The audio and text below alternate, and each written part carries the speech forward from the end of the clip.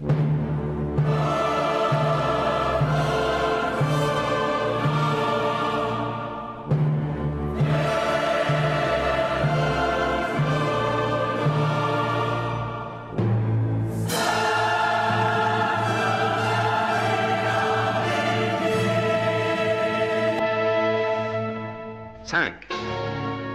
4, 3, 2, 1. Ils sont partis.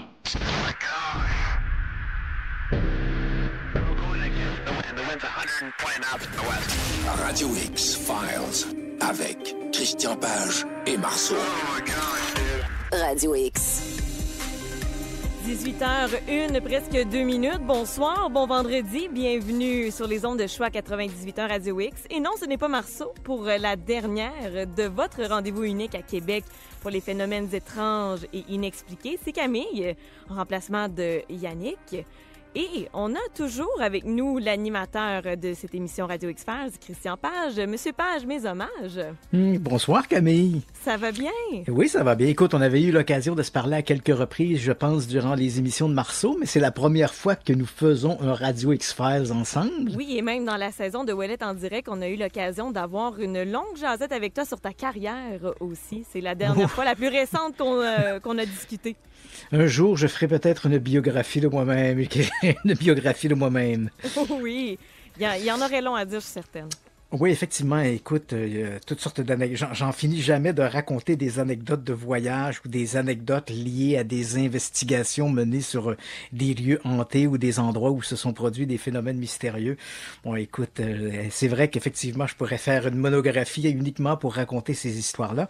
Mais ce soir, oui, on va aussi parler de phénomènes étranges et là, qui ne me concernent pas directement, mais qui, bien sûr, intéressent nos auditeurs. Et le sujet de ce soir est l'étrange possession d'Esther Cox.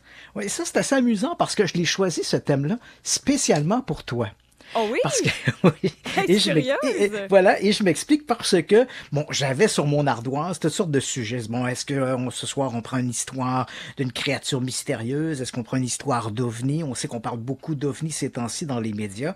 Et puis, je me suis dit, ben, comme c'est Camille qui va co-animer et comme je sais que la gente féminine est généralement plus intéressée par des histoires de fantômes et de possessions que par les OVNI ou les créatures mystérieuses, j'ai donc porté mon choix sur une histoire de fantôme, mais une histoire de fantôme excessivement importante, même si, je te dirais, au cours des dernières décennies, elle est tombée un peu dans les oubliettes, mais c'est une histoire à la fin du 19e siècle qui a marqué l'histoire du Canada. On en a parlé d'un bout à l'autre du Canada, et en particulier dans les provinces maritimes où l'événement s'est produit. Ça s'est produit en Nouvelle-Écosse, à Amherst, et je dois t'avouer, pour avoir enquêté sur cette histoire-là, je suis allé là-bas, j'ai visité le musée de Northumberland, qui ont conservé des objets liés à cette histoire-là, notamment des articles de journaux à l'époque qui avaient été publiés.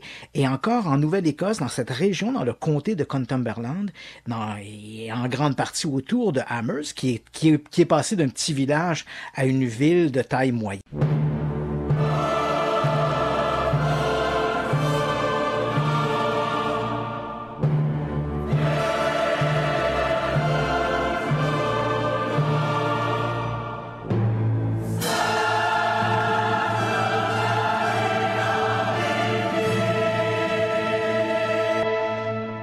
5, 4, 3, 2, 1. Ils sont partis.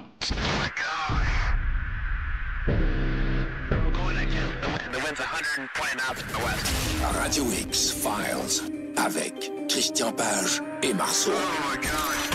Radio X. 18h01, presque 2 minutes. Bonsoir, bon vendredi. Bienvenue sur les ondes de Choix 98.1 Radio X. Et non, ce n'est pas Marceau pour la dernière de votre rendez-vous unique à Québec pour les phénomènes étranges et inexpliqués. C'est Camille, en remplacement de Yannick. Et on a toujours avec nous l'animateur de cette émission Radio X-Files, Christian Page. Monsieur Page, mes hommages. Bonsoir Camille. Ça va bien? Oui, ça va bien. Écoute, on avait eu l'occasion de se parler à quelques reprises, je pense, durant les émissions de Marceau, mais c'est la première fois que nous faisons un Radio X-Files ensemble. Oui, et même dans la saison de Ouellette en direct, on a eu l'occasion d'avoir une longue jasette avec toi sur ta carrière aussi. C'est la dernière fois, la plus récente qu'on a discuté. Un jour, je ferai peut-être une biographie de moi-même. Oui, il y en aurait long à dire, je suis certaine. Oui, effectivement, écoute, toutes sortes d'anecdotes. J'en finis jamais de raconter des anecdotes de voyage ou des anecdotes liées à des investigations menées sur des lieux hantés ou des endroits où se sont produits des phénomènes mystérieux. Bon, écoute, c'est vrai qu'effectivement, je pourrais faire une monographie uniquement pour raconter ces histoires-là. Mais ce soir, on va aussi parler de phénomènes étranges et là, qui ne me concernent pas directement, mais qui, bien sûr, intéressent nos auditeurs. Et le sujet de ce soir est l'étrange possession d'Esther Cox. Oui, ça, c'est assez amusant parce que je l'ai choisi, ce thème-là, spécialement pour toi. Oh oui? Parce que, oui.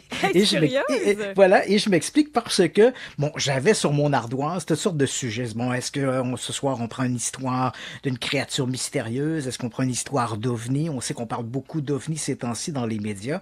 Et puis, je me suis dit, comme c'est Camille qui va co-animer et comme je sais que la gente féminine est généralement plus intéressée par des histoires de fantômes et de possessions que par les OVNI ou les créatures mystérieuses, j'ai donc porté mon choix sur une histoire de fantôme, mais une histoire de fantôme excessivement importante, même si, je te dirais, au cours des dernières décennies, elle est tombée un peu dans les oubliettes, mais c'est une histoire à la fin du 19e siècle qui a marqué l'histoire du Canada. On en a parlé d'un bout à l'autre du Canada, et en particulier dans les provinces maritimes où l'événement s'est produit. Ça s'est produit en Nouvelle-Écosse, à Amherst, et je dois t'avouer, pour avoir enquêté sur cette histoire-là, je suis allé là-bas, j'ai visité le musée de Northumberland, qui ont conservé des objets liés à cette histoire-là, notamment des articles de journaux à l'époque qui avaient été publiés.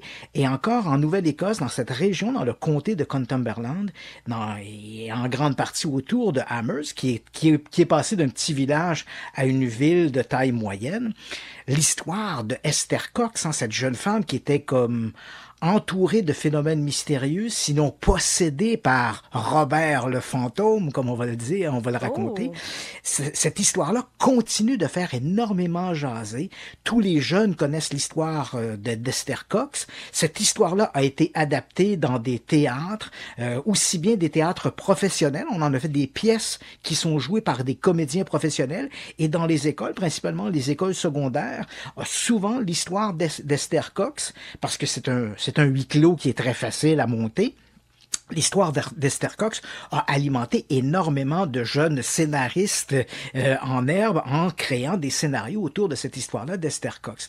Et si tu me demandais quelles sont les histoires les plus importantes jamais racontées dans le domaine des fantômes au Canada, l'histoire d'Esther Cox figurait en très bonne place, parce que à l'époque, fin du 19e siècle, c'était l'histoire de fantômes au superlatif. Et comme on va le voir, dans cette histoire-là, mais comme dans d'autres histoires, les auditeurs de Radio X-Files qui sont habitués à nos histoires de poltergeist vont retrouver les mêmes éléments. On a souvent l'impression, dans les cas de poltergeist, qu'on est toujours à répéter la même histoire. Ce ne sont que les lieux et les intervenants qui changent. Mais tous les ingrédients sont là. C'est une très bonne histoire de fantôme. Et ça, donc, on va en parler dans la deuxième partie de l'émission. Et après cette capsule d'à peu près 20 minutes qui nous raconte l'histoire d'Esther Cox, on va se retrouver pour discuter ensemble des points forts et des points faibles de cette histoire-là, même si elle remonte à 140 ans, il y a quand même des éléments qu'on peut discuter aujourd'hui avec, à la lumière des recherches menées dans le domaine de la parapsychologie, donc l'étude des phénomènes paranormaux est principalement liée aux possibilités, aux facultés humaines, donc de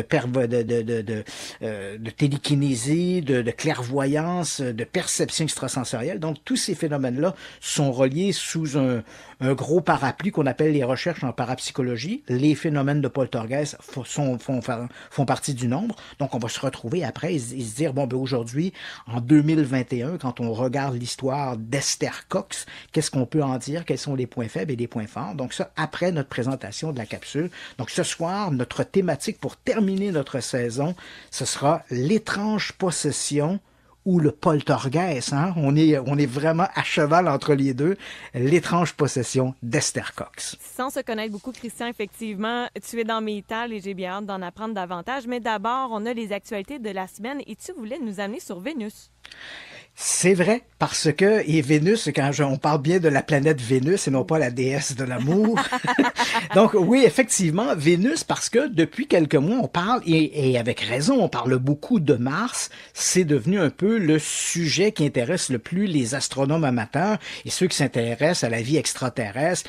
Et quand je parle de vie extraterrestre, bien sûr, je parle d'exobiologie, donc de recherche scientifique sur l'existence ou la présence de vie sur d'autres planètes.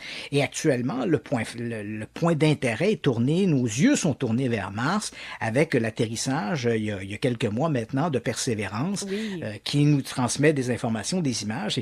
Et ce petit robot, ce petit hélicoptère martien qui en est à son 6e ou 7e vol et qui nous surprend toujours, hein, s'imaginer qu'à des millions de kilomètres de la Terre, des gens sur Terre manipulent un drone qui vole au-dessus d'une planète qui, pour l'instant, n'est habité que par des robots.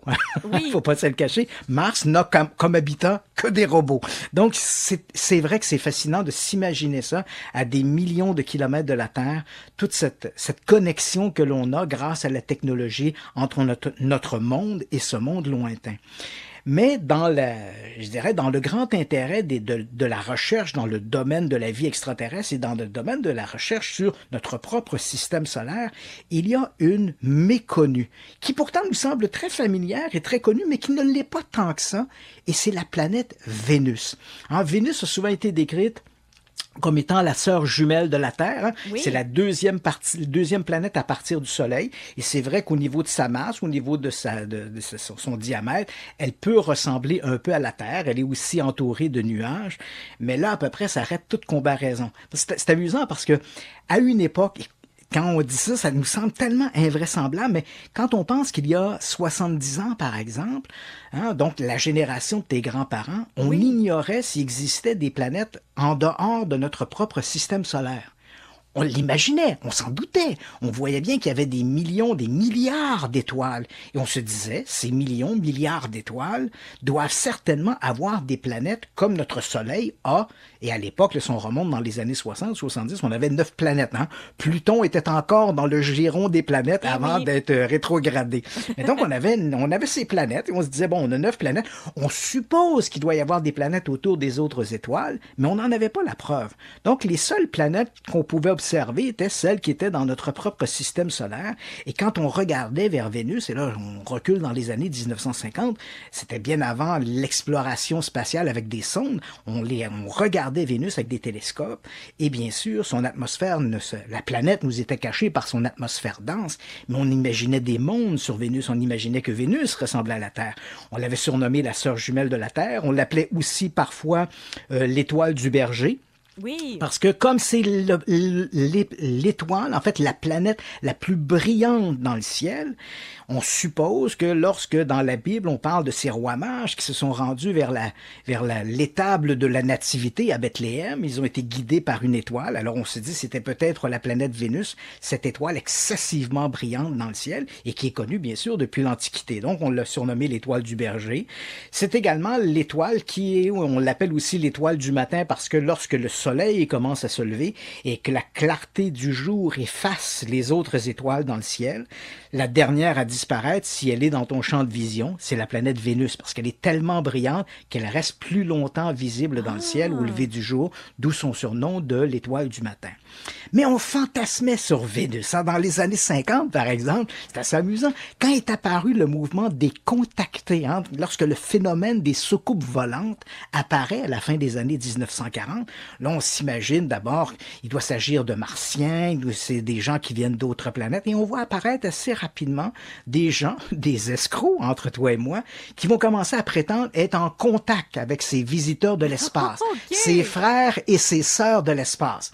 Bon, aujourd'hui, Raël nous dit que lui est en contact avec les Elohim, hein, des extraterrestres venus de l'autre côté de la galaxie, mais dans les années 50, on n'allait pas si loin que ça. On allait à côté. Ouais, c'est ça. Comme on savait pas s'il y avait des planètes autour autour des autres étoiles, on choisissait dans notre jardin. Ah. Et dans notre jardin, comme Vénus ressemblait, ou on croyait qu'elle ressemblait à la Terre, c'est incroyable le nombre de contactés qui se sont réclamés être en contact avec des Vénusiens. Alors, le plus célèbre d'entre eux, début des années 50, on a un type aux États-Unis, George Adamski, qui recevait presque de manière hebdomadaire la visite de ces Vénusiens.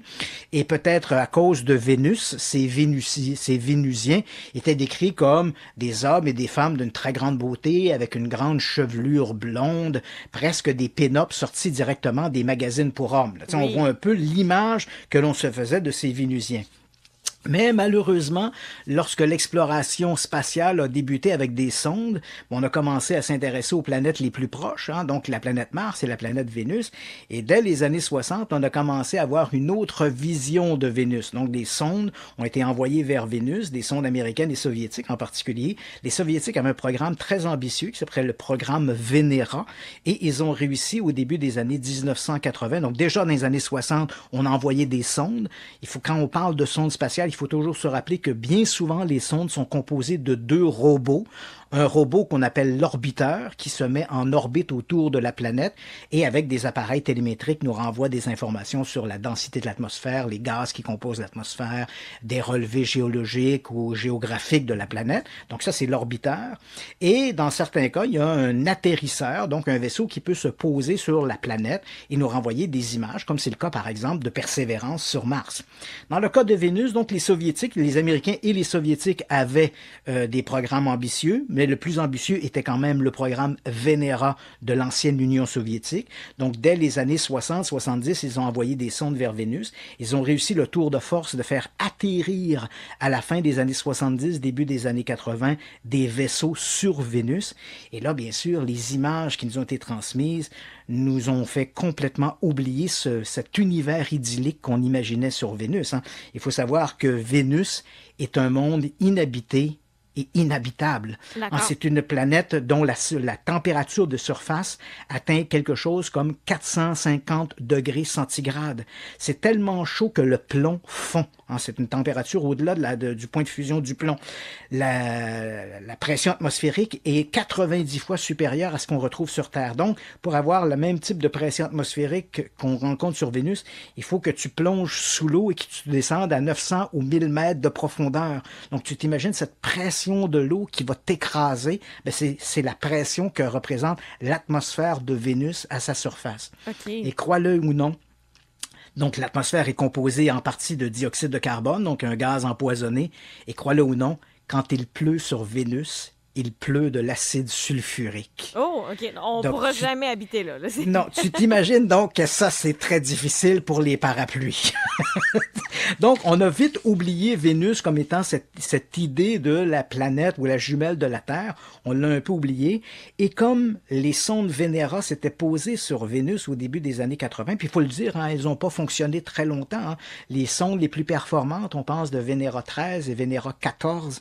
Dans un cas, elle a fonctionné, les caméras, les systèmes à bord ont fonctionné pendant 2 heures, et ça, c'est l'exploit. Voilà. J'allais te poser la question, Christian, est-ce qu'on serait capable de faire comme on fait actuellement avec les rovers sur Mars et de repartir en mode exploration, mais tu sembles répondre à ça. Là. Voilà, donc lorsqu'on a mis ces robots sur Vénus, Venera 13, qui est celui qui a le mieux performé, les systèmes ont resté fonctionnels pendant à peu près 2 heures. Venera 14 en prend même pas 1 heure, ça a été, je crois, 56 minutes ou quelque chose comme ça, justement à cause des conditions à la fois climatiques, mais également la pression et la température qui règnent sur Vénus.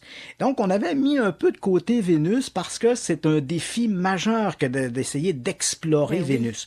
Et Mars nous semblait, donc, et déjà au départ, Vénus n'était pas une candidate à la possibilité qu'il y ait de la vie sur Vénus. Ça, c'était assez clair.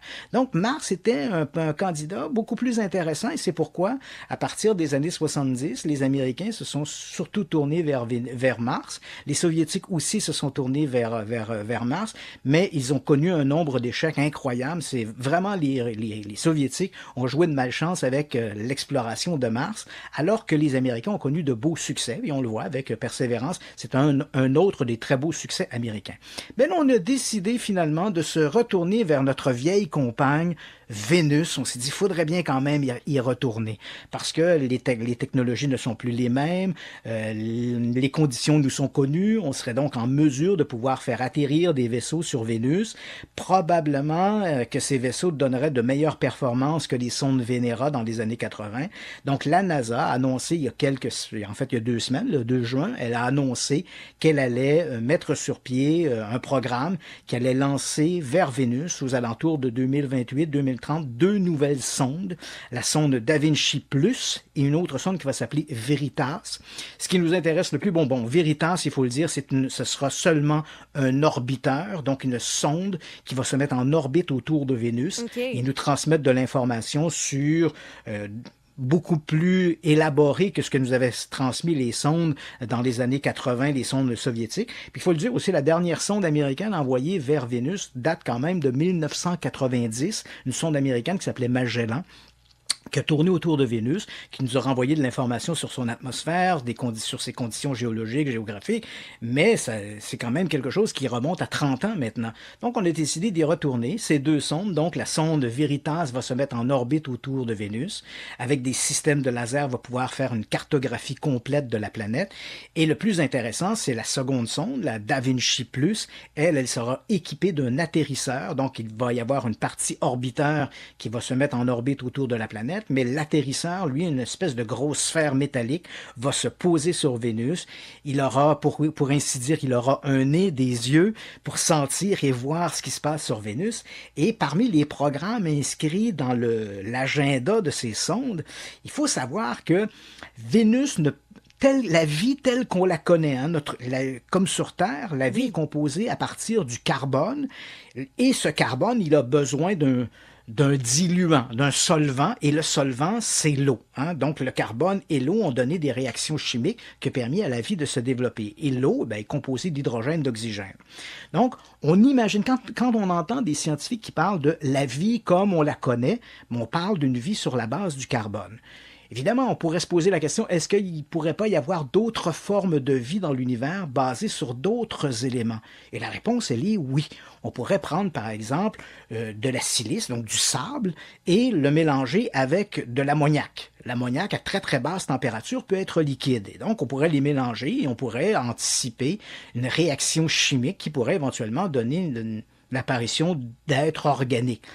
Mais, quand on regarde l'ensemble de l'univers, l'ammoniac et la silice sont des matériaux qui sont excessivement rares comparés au carbone, l'hydrogène et l'oxygène. Oh. Donc, tu comprends? Donc, si on regarde dans l'univers, bien sûr, il y a d'autres combinaisons possibles, mais le carbone, l'hydrogène et l'oxygène sont tellement répandus dans l'univers que s'il existe d'autres formes de vie dans l'univers, elles doivent être certainement basées sur ce principe-là, puisque ce sont les éléments les plus courants que l'on rencontre dans l'univers. Et j'imagine que c'est une réponse qui fait notre affaire. Et je te pose la question, Christian, est-ce que la recherche scientifique en ce moment sur la découverte, soit d'une nouvelle planète ou d'une planète habitable ou encore d'un autre système solaire ou de milliers de planètes, tu comprends ce que je veux dire? Oui. Est-ce que c'est uniquement axé sur de se trouver une autre planète pour que l'humain puisse survivre, c'est pour aller coloniser d'autres planètes? Est-ce que la recherche en ce moment, c'est uniquement centré là-dessus?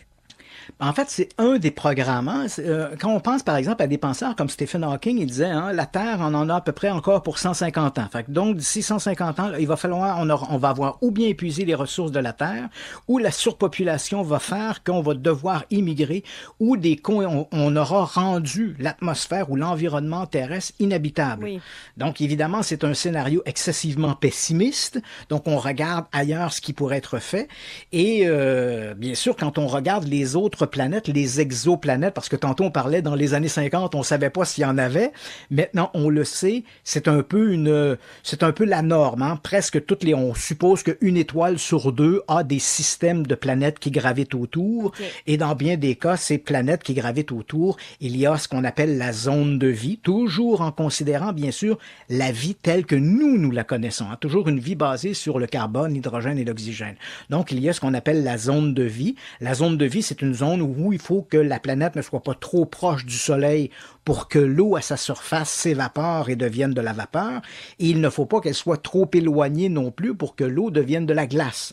Donc, on a une température, il faut à des moments donnés que la surface de la planète, la température se situe entre 0 degré centigrade et le 100 degrés centigrade. Donc, permettre à l'eau d'être liquide. Et là, à ce moment-là, on peut y avoir une réaction chimique. Donc, c'est ce qu'on appelle la zone de vie. Et quand on regarde les autres étoiles, au moment où on se parle, on a à peu près 5000 exoplanètes qui ont été observées dans l'univers. Okay. Donc, des planètes qui gravitent autour de d'autres soleils. Et de ce nombre, on en a une centaine à peu près qui sont dans ce qu'on appelle la zone de vie.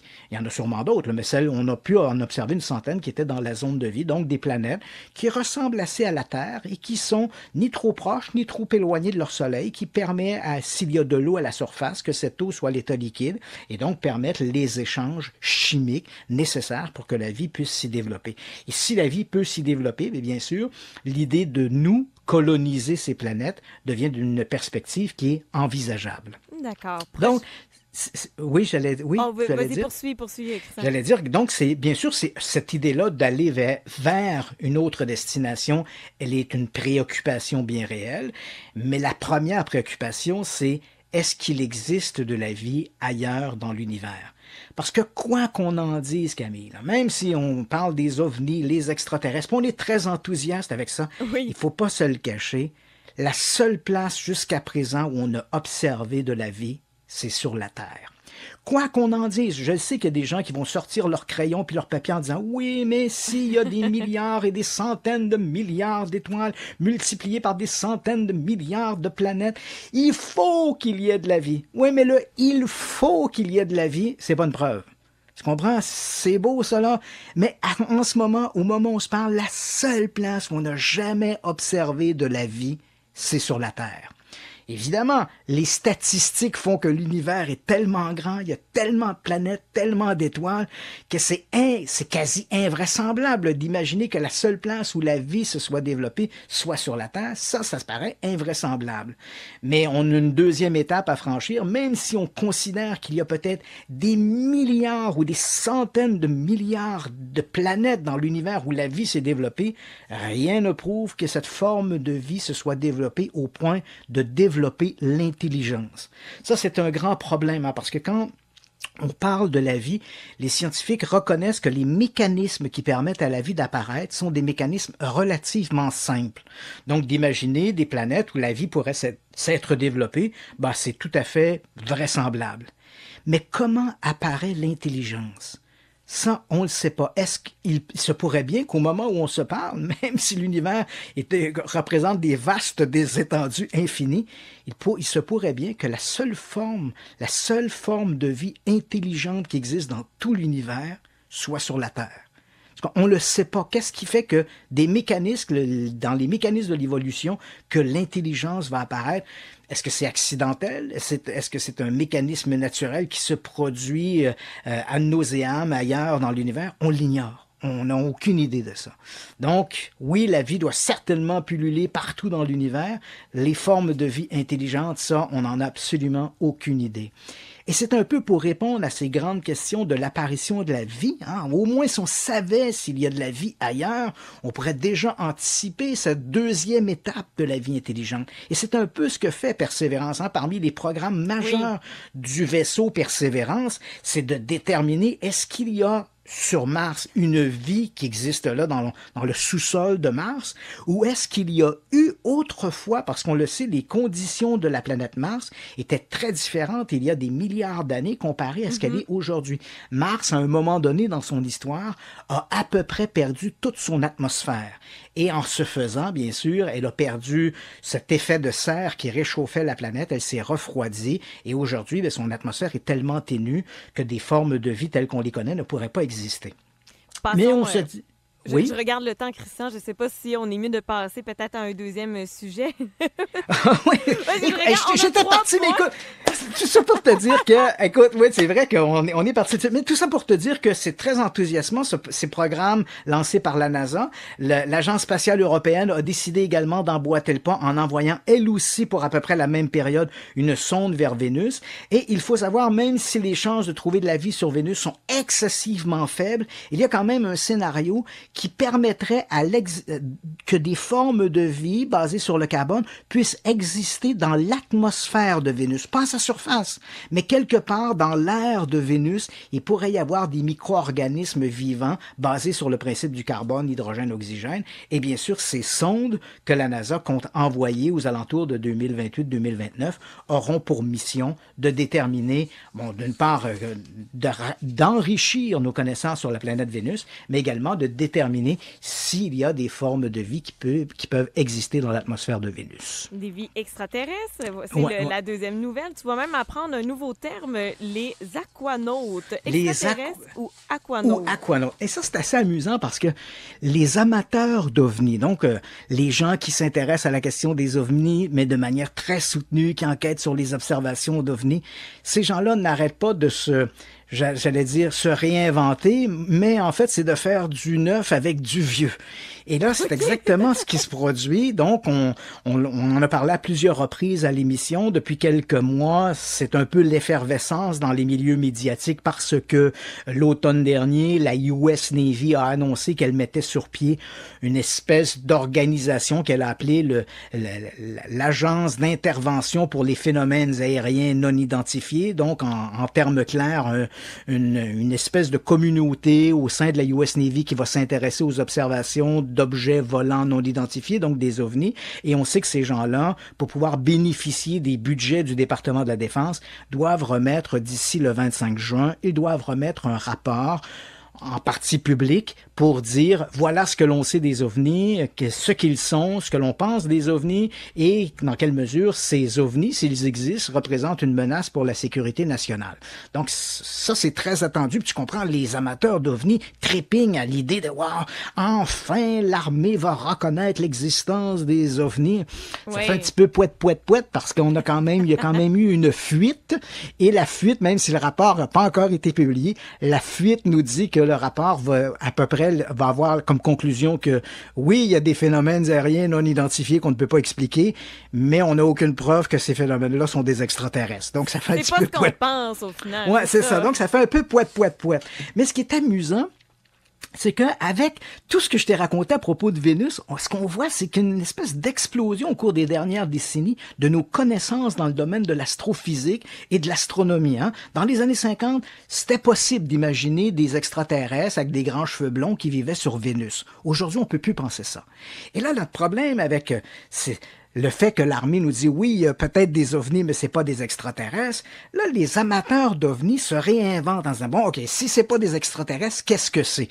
Ben évidemment, la réponse simple, c'est de dire c'est peut-être des vaisseaux, des drones qui ont été fabriqués par les Russes, des drones qui ont été fabriqués par les Chinois, ou des erreurs d'interprétation, des problèmes avec la télémétrie des appareils qui ont capté ces soi-disant observations. Tu sais, il y a toutes sortes d'explications plus rationnelles. Mais il faut le dire, les amateurs les purs et durs dans le domaine des ovnis ne se limitent pas à des explications rationnelles. C'est pas satisfaisant. Hein? L'explication doit être exotique. Or, les astrophysiciens nous disent, attention, là, des extraterrestres, hein, l'univers est vaste et les voyages dans l'espace ne sont pas à la portée du premier venu. Hein? Quand on sait que l'étoile la plus proche de nous est à 4 années-lumière de la Terre, en fait 4,5 années-lumière de la Terre, ça veut dire que même si on se déplaçait à la vitesse de la lumière, 300 000 kilomètres à la seconde, il nous faudrait 4 ans et demi pour y aller et 4 ans et demi pour en revenir. Wow.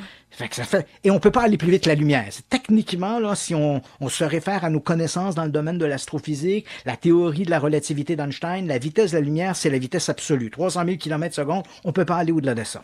Donc tu te dis, écoute, si c'est des extraterrestres puis ils viennent ici, Ben, ils viennent faire quoi? Ils viennent jouer à cache-cache avec les avions des militaires de la US Navy. Ça fait un long voyage pour jouer à cache-cache. Tu comprends? Donc là, on se dit, il y a quelque chose qui marche pas. Il faut également savoir qu'autour de la Terre, il y a des millions d'objets qui sont en orbite autour de la Terre. Ça va d'un gant d'un astronaute perdu durant une mission Gemini à des vis et des boulons, tout ce que tu voudras, et un paquet de satellites qui sont inutilisables, qui continuent d'orbiter autour de la Terre. Et tous ces objets-là sont, passe-moi l'expression, monitorisés par les services du NORAD, hein, donc le service de vérification du territoire aérospatial nord-américain. Eux surveillent la présence de tous ces objets-là qui pourraient représenter une menace pour la navigation spatiale. Donc, quand on entend à la télévision les Américains dire, ben voilà, on a envoyé un vaisseau vers la station spatiale, on avait une fenêtre de lancement, ben la fenêtre de lancement correspond à une trajectoire du vaisseau sécuritaire. Ça veut dire que le vaisseau part de la Terre, il va à la station spatiale, puis il frappera pas un boulon ou un vieux satellite qui gravite là, puis qui a plus d'affaires là. Donc, c'est ça, la fenêtre de lancement. Et ces objets-là, on les compte pas par milliers, on les compte par millions autour de la Terre. Je crois que c'est 50 ou 500 millions d'objets qui sont autour de la Terre. Donc, ça en fait beaucoup et ils sont monitorisés par les services au sol. Donc, si on était visité par des extraterrestres, on se pose la question, comment ça fait que ces vaisseaux-là seraient détectés par les navires de la US Navy, mais ils seraient pas détectés par les radars du NORAD? Qui ont de l'air extrêmement précis, là. C'est ça. Fait que là, on se dit, c'est quand même quelque chose qui va pas. Alors là, devant cette espèce d'évidence invraisemblable, les ufologues, les amateurs, les purs et durs, hein, il y en a des gens qui font preuve de plus de bon sens, mais on parle au niveau des fanatiques. Depuis quelques semaines, ce que l'on voit beaucoup circuler, c'est ne cherchez pas dans l'espace, c'est pas des extraterrestres, c'est des aquanautes. Et en fait, les aquanautes, je sais pas si tu as vu le magnifique film de James Cameron de 1989, The Abyss. Non, j'ai pas vu. Dans The Abyss, hein, les gens découvrent que sous la mer, il y a une civilisation qui s'est développée en parallèle avec l'humanité. Oh. Une civilisation intelligente. Et là, nos ufologues purs et durs nous disent, ben là, c'est ça. C'est comme dans le film de James Cameron, ils ne viennent pas de l'espace, ils viennent de la mer. Donc, il y aurait une civilisation qui se serait développée. Et là, ça semble nouveau. Tu dis, oh, c'est rafraîchissant, c'est nouveau. Non, c'est pas nouveau. Déjà, dans les années 50, 60, il y a plein d'auteurs qui avaient imaginé ça. Il parlait du triangle des Bermudes, il imaginait des espèces de civilisations sous-marines, les survivants de l'Atlantide qui vivaient sous des dômes de verre, c'est pas nouveau, là, l'idée. Et ça n'a aucun sens, hein. Faut pas se le cacher, là. Tu peux pas, c'est un peu comme, quand on pense sur Terre, hein, de la vie qui s'est développée sur Terre, on regarde dans l'histoire, on a eu, on dit tout le temps, l'homme descend du singe. Mais si on regarde, par exemple, les grands primates d'Afrique et l'homme moderne, l'Homo sapiens, on n'a pas fait un bond de l'ourang-outan des forêts de Bornéo à l'homme d'aujourd'hui. Là, il y a eu des étapes qui ont été franchies. On est passé de l'Australopithecus à l'homme du Cro-Magnon, le Néandertal, l'Homo, tu comprends, l'Homo florensis, et finalement l'Homo sapiens que l'on est aujourd'hui. Ce qui est assez amusant, c'est quand on regarde, il n'y a pas si longtemps que ça, hein, il y a quelques centaines de milliers d'années, il y a eu plusieurs humanités qui se sont côtoyées. Hein. À un moment donné dans notre histoire, l'Homo sapiens côtoyait l'homme du Néandertal et côtoyait l'Homo florensis. Donc, 3 humanités différentes qui vivaient en même temps. Aujourd'hui, il n'en reste qu'une seule, l'Homo sapiens que l'on est. Mais tout ça pour te dire que on voit qu'il n'y a pas eu un bond, hein, il y a eu des étapes, on a franchi des étapes. Et là, tout d'un coup, on nous a les ufologues qui nous arrivent avec les aquanautes. Écoutez, les aquanautes sont nés de quoi? Des dauphins? On trouverait même un vestige d'un dauphin intelligent avec une montre. Il n'y a rien, là. C'est une espèce de fabulation où les gens, on a l'impression qu'ils vivent dans un univers qui est peuplé de licornes, où on fait abstraction, on fait table rase de tout ce que la science nous a appris sur l'évolution des espèces. Donc, c'est d'un ridicule, mais absolu, cette idée-là. Mais en même temps, Christian, c'est un réflexe humain. On l'a vu avec la mythologie autrefois. On a voulu expliquer longuement et depuis longtemps ce qui est arrivé autour de nous, ce qui nous entourait. Et ça donne des théories comme ça, là, même encore aujourd'hui. Et tu as tout à fait raison. Ce qui est un peu étrange, c'est que si ces idées-là, hein, parce qu'il y a toutes sortes, à travers l'histoire de l'humanité, les mythes se sont imposés. Hein. Bon, là, on pense à la Grèce antique, mais pas si loin que ça. Hein. Oui. Au Moyen-Âge, on croyait aux fées, aux petits peuples, aux farfadets, aux gnomes. Les sorcières. Les sorcières, voilà, j'allais dire, au début de la Renaissance, hein, les grands procès de sorcières, avec des témoignages. Hein, des gens qui disaient « J'ai vu des femmes fournies avec le diable dans les forêts. » Et sur la foi de ces témoignages, on a quand même exécuté entre 90 000 et 200 000 personnes sur la foi de témoignages de gens qui juraient avoir vu le diable dans les forêts et les sorcières s'adonner à des sabbats. Or, on voit, on extrapolait, on imaginait un monde fantastique peuplé d'êtres fabuleux. Ici, c'est un peu la même chose. Donc, on a des observations pour lesquelles on n'a pas d'explication. Le bon sens nous dit, si ce sont des extraterrestres, on a un gros talon d'Achille. Pourquoi est-ce que les bateaux de la Navy les voient, mais pas les détecteurs de la NORAD? Pourquoi les astronautes dans la station orbitale ne les voient pas non plus? Donc, et les distances dans le cosmos sont si grandes que ça semble invraisemblable. Alors, on s'imagine une civilisation sous-marine. Mais le grand problème, c'est qu'on n'est plus au Moyen-Âge, on n'est plus à la Renaissance. On est aujourd'hui en 2021. On a une connaissance scientifique qui rend caduque ce genre d'interprétation ou de scénario. Mais bien sûr, dans cet univers où on veut croire aux licornes, aux monstres et aux farfadets, la science est l'ennemi. Elle n'est pas la référence, elle est notre ennemi. Les scientifiques savent pas de quoi ils parlent. Il y a une conspiration scientifique pour nous cacher la vérité. Et là, écoute, on tombe dans les théories du complot un peu fantaisistes, mais j'ai trouvé ça étonnant de voir depuis 2 ou 3 semaines sur les réseaux sociaux, voir ressortir cette théorie des habitants de la mer au détriment des extraterrestres, en essayant de nous montrer ça comme étant quelque chose de nouveau. Mais bon, il n'y avait pas beaucoup de nouveau là-dedans. Là. C'est du vieux roman. C'est un vieux romancier des années 60 qu'on essaie de nous resservir dans un autre plateau. Mais ça nous amène à parler de notre dernière nouvelle. J'ai l'impression que depuis le début de la pandémie, ça explose. On veut voir, on veut croire qu'on a aperçu des soucoupes volantes, des ovnis dans le ciel. Et là, tu vas nous parler de Nessie, en Écosse, le monstre du Loch Ness. Le monstre du... Et ça, c'est un peu comme nos aquanautes et nos survivants de la mer. Le monstre du Loch Ness est un excellent exemple de cette espèce de bulle imperméable à la science. Pourquoi? Parce que le monstre du Loch Ness, je t'en parle parce que, bon, un article paru le 14 juin dernier dans le Daily Record en Écosse, donc le journal, le quotidien numéro 1 d'Écosse, nous raconte qu'on en est à la 7e observation du monstre du Loch Ness pour l'année 2021. Et là, tu as toute une série de spéculations, de pseudo-experts qui interviennent. Et là, on nous raconte qu'il s'agissait d'un touriste qui se trouverait près d'un château, le château d'Urquhart, et qui avait une espèce de remous dans l'eau avec une forme sombre. Et là, bon, on nous parle du monstre du Loch Ness. Et quand moi, je regarde ce genre de nouvelles, ce qui m'étonne de voir à la lecture de ces documents-là, c'est qu'on a une preuve scientifique que le monstre du Loch Ness n'existe pas. Oui. On a une preuve scientifique qu'il n'existe pas. Donc, tu te dis, mais pourquoi on en parle encore? Parce que on peut comprendre que pour l'Écosse, je ne sais pas si tu as déjà été dans cette région-là. Moi, j'y suis allé à quelques reprises. Je ne suis pas allée dans les Highlands, mais je suis allée à Glasgow et à Édimbourg. Et tu t'es décidé de retourner à Londres. C'est un voyage à ma défense, Christian. C'est un voyage qui était semi-organisé avec le Cégep. C'est le dernier voyage que j'ai fait, puis je regrette, j'ai l'impression que j'ai vraiment passé à côté de quelque chose. Ouais. Mais bon, Glasgow puis Édimbourg, oui, bon, Édimbourg, c'est magnifique, tu sais, les châteaux, tout ça. Là. Oui. Mais bon, quand on arrive dans la région du Loch Ness, là, les Highlands, écoute, surtout cette région-là, là où se trouve le Loch Ness, c'est une espèce de grande balafre dans l'ouest de l'Écosse. Écoute, en dehors du monstre du Loch Ness, il n'y a pas grand-chose à faire là, puis il n'y a pas grand-chose à voir là. Bon.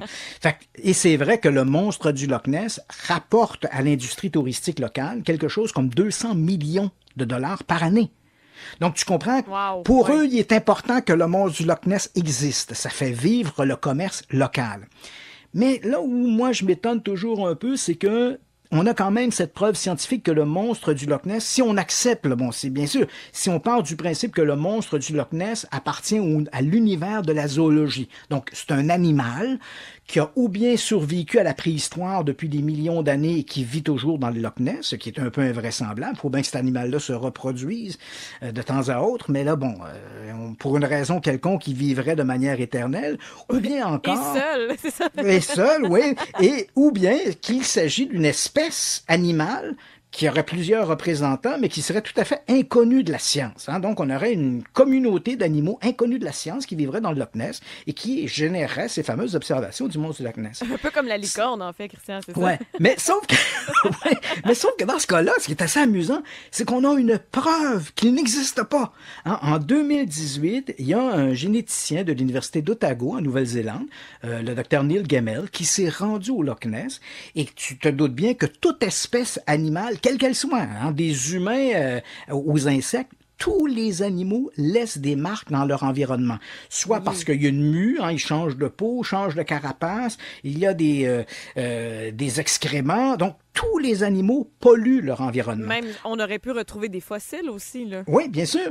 Et il y a une nouvelle méthode maintenant dans le domaine de la recherche en génétique, c'est ce qu'on appelle de l'ADN environnemental. Donc, à partir du moment où moi, je vais dans un environnement, je prends des échantillons de cet environnement, ben, je vais pouvoir déterminer quelles sont les espèces qui occupent ce territoire-là. Hein, à partir de ces animaux-là auront laissé des morceaux de peau, auront laissé des excréments, de l'urine, peu importe, et je vais pouvoir établir le profil génétique des animaux qui vivent dans cet environnement-là. Et c'est encore plus facile dans un environnement aqueux, donc un liquide, comme un lac, une rivière, parce que, bon, on a cette eau-là qui va transporter ces éléments ADN. Donc, en 2018, on a ce scientifique, Neil Gemmell, de l'Université d'Otago, en Nouvelle-Zélande, qui se rend au Loch Ness. Il prend des échantillons du Loch Ness, et principalement dans la région de la baie d'Urquhart, là où, justement, on a vu le plus souvent le monstre du Loch Ness. Et les résultats sont sans équivoque, sans appel. Il n'y a aucun animal inconnu, exotique, qui vit dans le Loch Ness. Ça n'existe pas, ça. À moins d'imaginer un animal qui perd jamais sa peau, qui fait pas de caca, il fait pas de pipi, il est comme étanche dans son environnement.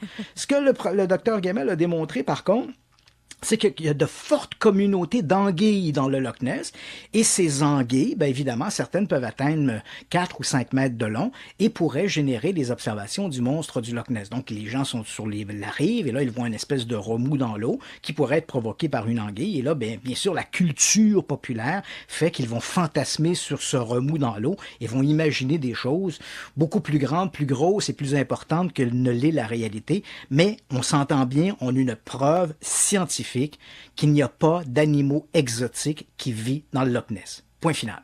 Alors, pourquoi on en parle encore? Ben, c'est ce que moi j'appelle dans l'univers du paranormal la bulle. Hein? Il existe dans le domaine du paranormal, il y a des gens, un noyau tissé serré de gens qui nous disent « Ah, nous, on enquête, on veut trouver des réponses. » En réalité, ils veulent pas de réponse, ils veulent entretenir le mystère. Et quand ils veulent des réponses, c'est la réponse qui fait leur affaire. Sinon, toute autre réponse, ils sont étanches à ça. La bulle est étanche. Donc, l'information ne rentre jamais dans la bulle, ce qui permet à des mystères 1000 fois expliqués. Il n'y a pas de triangle des Bermudes. On le sait depuis la fin des années 60, le triangle des Bermudes n'existe pas.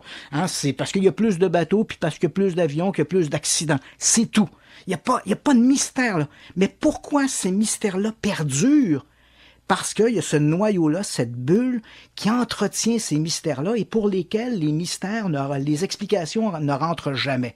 Donc, aujourd'hui, je te parle du monstre du Loch Ness. Je te dis, on a une preuve scientifique que le monstre n'existe pas. Ça l'empêchera pas, d'une part, parce que c'est la culture populaire, une énième émission dans 6 mois, dans 1 an, dans 2 ans, qui va nous parler du monstre du Loch Ness en nous faisant miroiter qu'il existe peut-être une créature inconnue dans les eaux du Loch Ness. Et ceux qui croient au monstre du Loch Ness pur et dur, pour eux, toute forme d'explication est étanche, à moins que l'explication soit il y a un animal exotique dans le Loch Ness. Donc, c'est amusant de voir qu'on continue d'en parler, même si pourtant on sait dans le fondement scientifique qu'un animal inconnu n'existe pas dans le Loch Ness. Merci beaucoup pour les actualités de la semaine, Christian. On va faire une courte pause et au retour, on présente la capsule de notre dernier de notre dernier sujet de Radio X-Files de la saison. Oui, absolument. On se retrouve. Radio X-Files avec Christian Page et Marceau. Radio X. Camille en remplacement de Yann Marceau ce soir, qui sera de retour la semaine prochaine. Et avec Christian, notre sujet ce soir est l'étrange possession d'Esther Cox. Oui, donc on en est rendu à notre capsule audio de la semaine. Alors, il s'agit de l'une des plus importantes histoires de fantômes ou de poltergeist. On va voir qu'on est un peu à cheval sur les deux types de manifestations. L'affaire nous amène à la fin du 19e siècle. Certainement l'une des histoires les plus importantes de ce type jamais survenues au Canada et même dans la littérature internationale, quels que soient les ouvrages que l'on consulte sur les phénomènes de poltergeist ou de fantômes, on est certain que l'affaire Esther Cox figure en bonne place. Et l'histoire, et même au moment où on se parle, il y a en 2012, un ouvrage avait été publié consacré à l'affaire d'Esther Cox.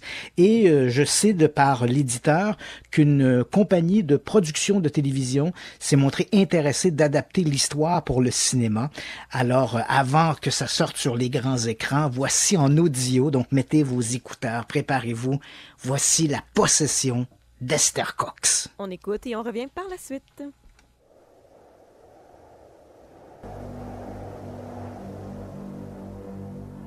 Nous sommes à Amherst, en Nouvelle-Écosse, le 4 septembre 1878. Étendue sur son lit, Esther Cox essaie de trouver le sommeil. Elle tourne, se retourne et tourne encore. Elle broie du noir. La jeune femme de 18 ans est encore sous le choc de sa récente rupture avec Bob McNeil, un jeune cordonnier de Amherst. Leur relation a tourné court lorsque McNeil l'a amenée dans les bois où, sous la menace d'un revolver, il lui a demandé de lui obéir. N'eût été alors de l'arrivée imprévue d'un randonneur, Esther aurait sans doute été violée. Elle pense à tout cela quand soudain un bruit étrange l'arrache de ses songes. On dirait un grattement régulier, comme une souris, pense aussitôt Esther.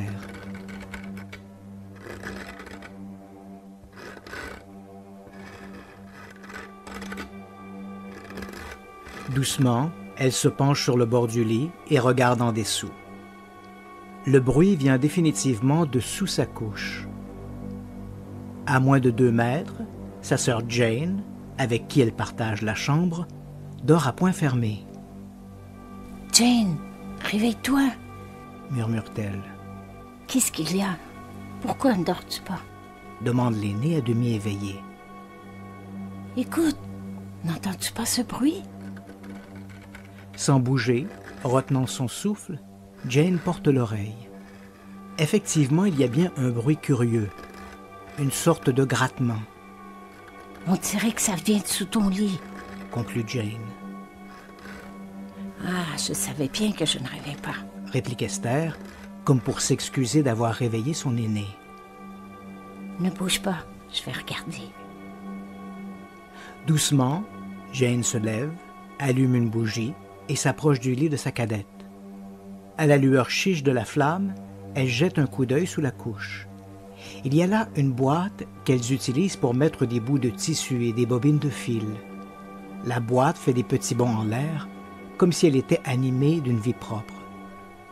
Doucement, Jane la saisit par une extrémité et la tire d'en dessous du lit. Esther, qui s'est redressée sur les coudes, regarde avec amusement la scène. Dès que Jane relâche la boîte, celle-ci se remet à danser.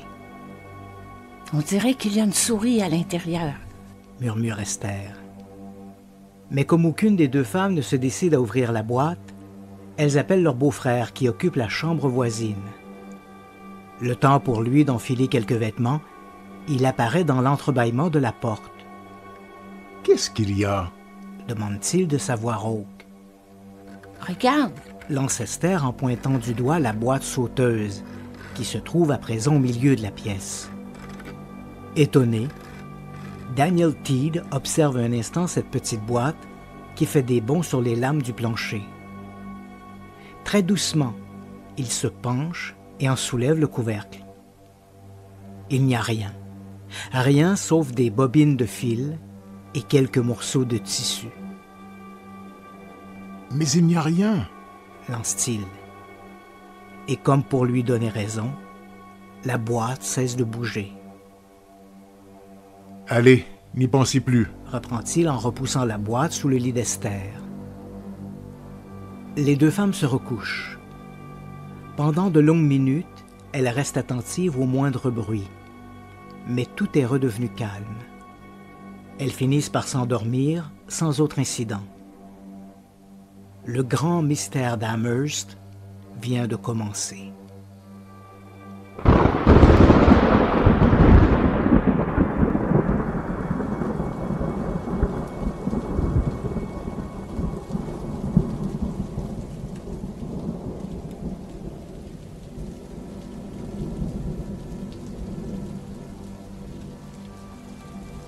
En cette fin d'été de 1878, aucun citoyen ne se doute encore que ce petit cottage à 2 étages du 6 Princess Street va bientôt devenir le théâtre de l'une des plus incroyables histoires de fantômes de tous les temps. La maison est la propriété de Daniel Teed, 35 ans, et de sa femme Olive, née Cox. Avec eux, en plus de leurs 2 jeunes enfants, vivent sous le même toit William Cox, le frère d'Olive, et ses 2 sœurs, Jane, 22 ans, et Esther, 18 ans. La maisonnée compte aussi un 8e locataire, John Teed, le frère cadet de Daniel. Jane et Esther Cox partagent une chambre du 2e étage. Dans la soirée du 4 septembre 1878, les sœurs se mettent au lit vers 21h. Jane s'endort rapidement, mais Esther a du mal à trouver le sommeil. C'est à ce moment-là qu'elle entend un grattement sous sa couche. Elle réveille sa sœur, qui l'entend elle aussi.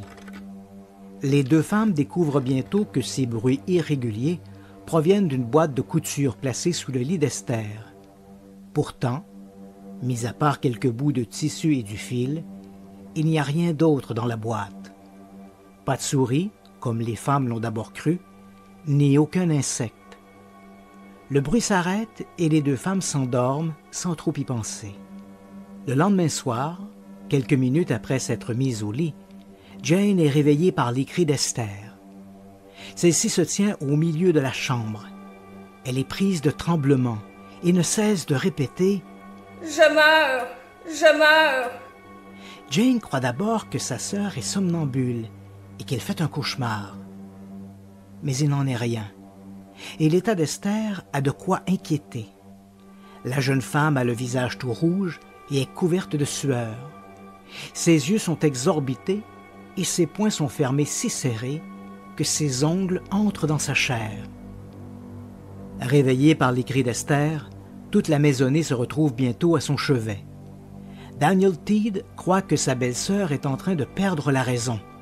La jeune femme semble en effet prise de démence. Elle répète des mots inintelligibles et secoue la tête à l'instar d'une possédée. C'est alors qu'un claquement puissant, comme un coup de tonnerre, ébranle toute la maison.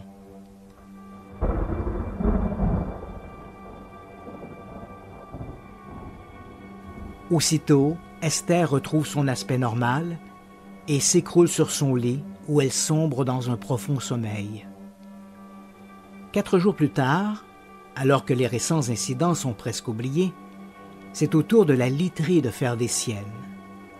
Alors que Jane vient de se coucher, ses draps et ses couvertures sont brusquement arrachés du lit et lancés sur le sol.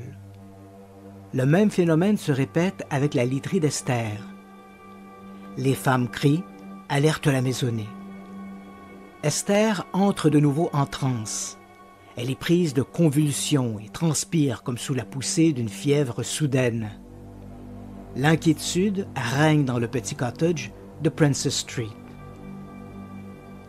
Dès le lendemain, Daniel Teed demande au médecin du village, le docteur Carrot, de passer chez eux pour y examiner Esther.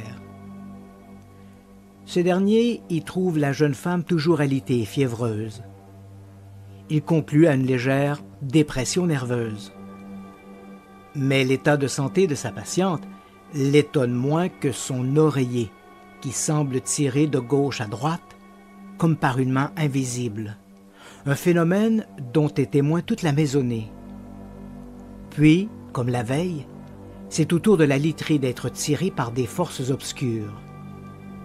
C'est alors que les événements prennent une tournure beaucoup plus menaçante. Des marques, comme celle d'un burin, apparaissent sur le mur juste au-dessus de la tête d'Esther Cox. Des marques qui forment bientôt des lettres et des mots.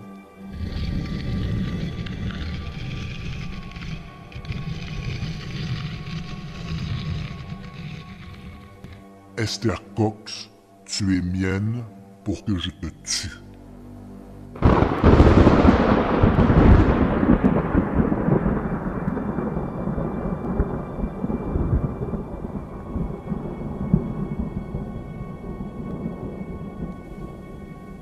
Le 12 septembre, en début de soirée, le Dr Carritt retourne au chevet d'Esther. La jeune femme se plaint d'être traversée par des décharges électriques. Le praticien lui fait une injection de morphine qui déclenche aussitôt des manifestations extraordinaires. Des coups se font entendre dans les murs, à l'extérieur de la chambre et même sur le toit.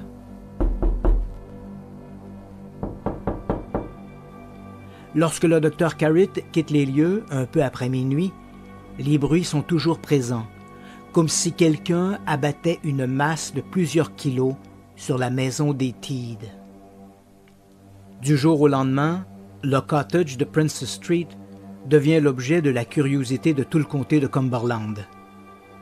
Tous les villageois se trouvent une bonne raison pour aller visiter ce brave Daniel Teed. Au début, les gens croient que c'est la maison qui est hantée. Mais dès que Esther quitte les lieux, les phénomènes s'arrêtent. On comprend alors que ce n'est pas la maison qui est hantée, mais Esther. Chaque jour, de nouvelles manifestations sont rapportées. Des coups sont frappés dans les murs et même sur la toiture. Des objets sont lancés contre les occupants et des meubles se déplacent mus par des forces invisibles.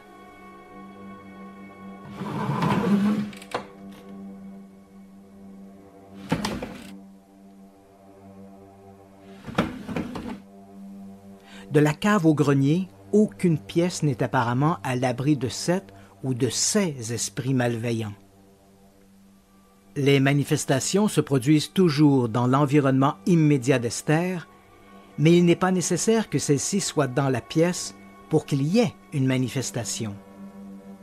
Par contre, lorsque la jeune femme est à l'extérieur de la maison, les manifestations cessent. S'il est clair que Esther n'est pas l'auteur de ces diableries, elle en est néanmoins l'agent direct. À Amherst, la rumeur va bon train. Ici, Esther Cox était possédée. Ne dit-on pas qu'un prêtre méthodiste, venu chez les Cox pour y prier, aurait vu un seau rempli d'eau bénite se mettre à bouillir en présence de la jeune femme?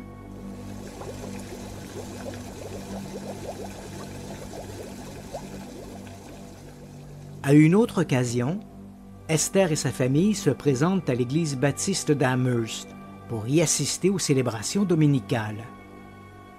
Mais apparemment, le fantôme les y a suivis.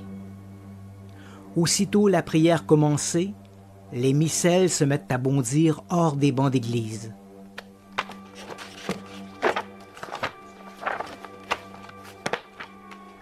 Les fidèles entendent aussi des coups, comme si quelqu'un, au sous-sol, frappait contre les murs. Les phénomènes sont si troublants qu'on doit demander à la famille Teed de quitter les lieux. Si certains croient que Esther Cox est possédée, d'autres essaient de rationaliser les phénomènes. Le docteur Edwin Clay, un prêtre baptiste de Amherst, déclare à qui veut bien l'entendre que la jeune femme est devenue une pile humaine. Il prend même sa défense lorsqu'un autre notable de l'endroit, le docteur Nathan Tucker, déclare qu'à son avis, Esther Cox n'est qu'une manipulatrice douée du pouvoir d'hypnotiser les gens. Mais pour les proches d'Esther, la jeune femme n'est ni l'un ni l'autre. elle est simplement la victime d'entités malveillantes. En décembre 1878, Esther Cox est atteinte de diphtérie. Pour son bien-être, sa famille l'envoie 2 semaines chez une autre de ses sœurs à Saukville, au Nouveau-Brunswick. Durant toute sa convalescence, aucune manifestation insolite n'est rapportée, ni à Amherst, ni à Saukville. L'optimisme renaît. La maladie d'Esther aurait-elle eu raison du malin? Espoir déçu. Vers la fin du mois, Esther rentre à Amherst et avec elle les étranges manifestations du 6 Princess Street. Des allumettes enflammées se matérialisent et tombent des plafonds. Des incendies, heureusement vite maîtrisés, se déclenchent spontanément d'un bout à l'autre de la maison. Les locataires ne dorment plus que d'un œil. À quand le prochain foyer qui les entraînera tous ad patres dans l'au-delà? Daniel Teed craint pour sa famille. Il sait maintenant qu'il n'a que trop tardé. Il sait que sa belle-sœur doit partir. En janvier 1879, Esther emménage chez un couple d'amis, Monsieur et Madame John White, un nouveau logis qui ne tarde pas à être le théâtre des étranges manifestations de l'invisible compagnon d'Esther, baptisé Robert le Fantôme, Bob the Ghost. Des objets disparaissent pour réapparaître à des endroits les plus inusités. Des coups sont frappés dans les murs, des portes s'ouvrent et se referment d'elles-mêmes, et des ornements de fer sont chauffés au rouge. Éventuellement, Esther retourne vivre sur Princess Street. Son retour est marqué par le déclenchement de nouvelles manifestations, plus nombreuses et plus récurrentes que celles des dernières semaines.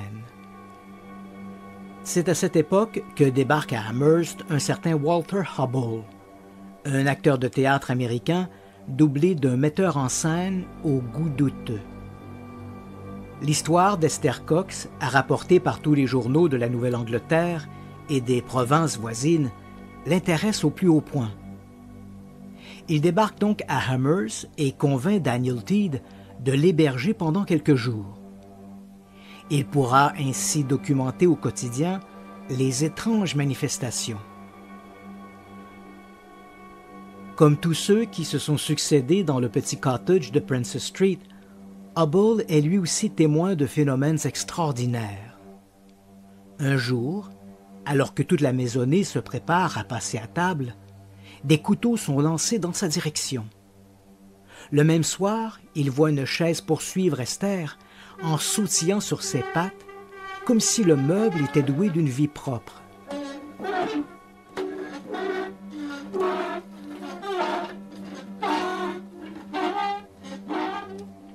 Excité par tous ces phénomènes, Hubble persuade la jeune femme de l'accompagner en tournée, où il pourra la présenter comme la possédée d'Amherst. En secret, l'acteur espère que l'invisible compagnon d'Esther manifestera son courroux devant les spectateurs. Hélas pour lui, l'entreprise est un fiasco. Esther reprend bientôt la route d'Amherst.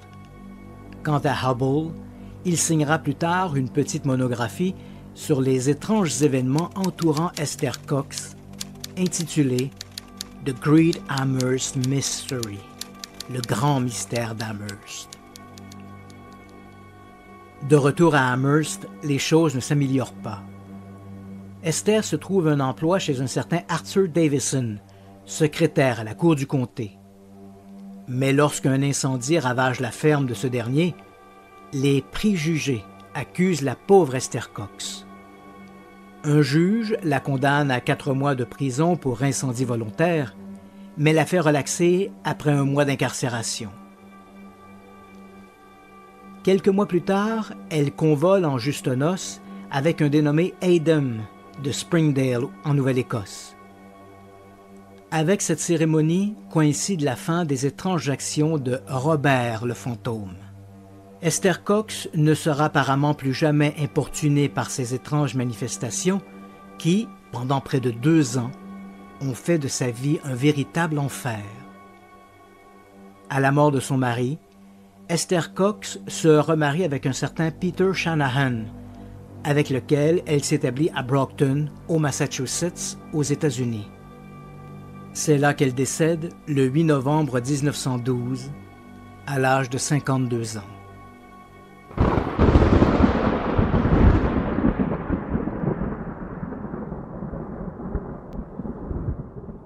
Radio X-Files avec Christian Page et Marceau.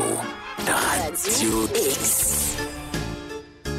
C'est la dernière de Radio X-Files pour la saison. On prend congé pour l'été. Et Christian, comme toujours, je dois te le dire, c'est fascinant l'histoire et le dossier que tu nous as amené ce soir. Oui, c'est l'histoire d'Esther Cox.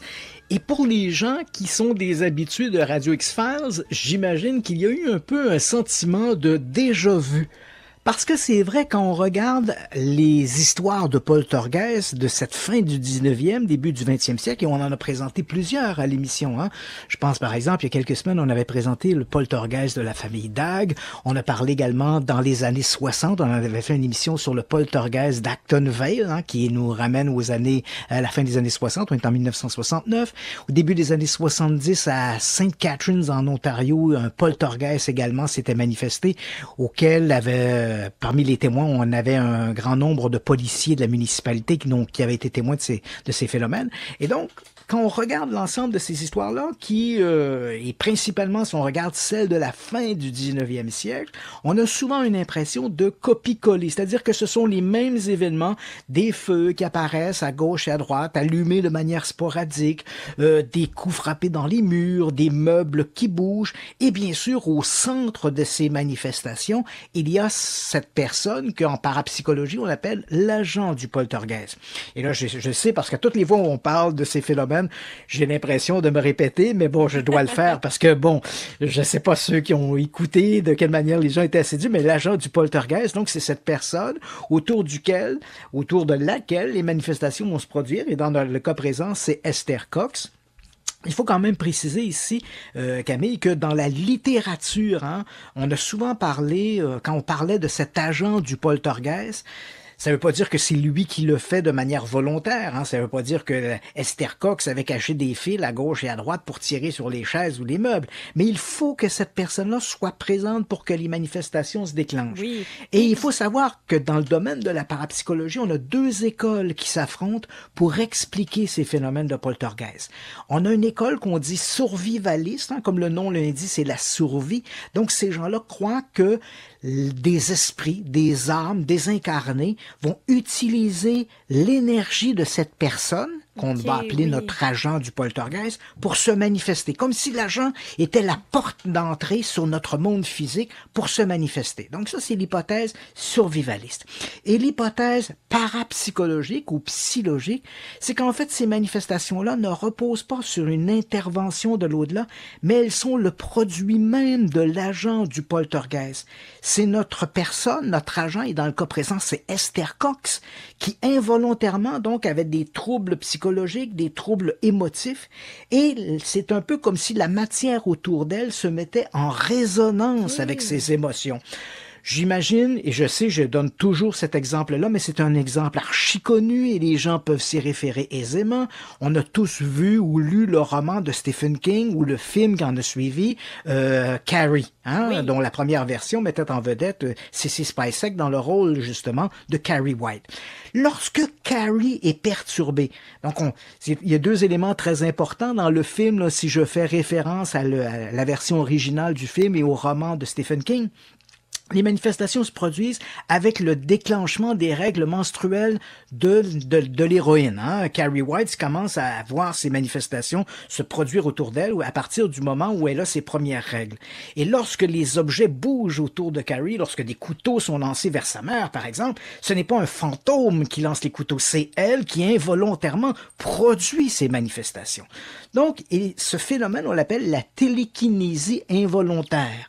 Donc, l'école parapsychologique nous dit, il y aurait des gens c'est une hypothèse, hein? On est ici dans l'univers de la licorne, on s'entend bien là. Donc c'est une hypothèse, hein? Donc il y aurait des gens qui, à un moment donné, auraient des troubles émotifs et, au lieu de donner un coup, par exemple, avec leur poing dans le mur, réussiraient à déclencher involontairement des manifestations autour d'eux.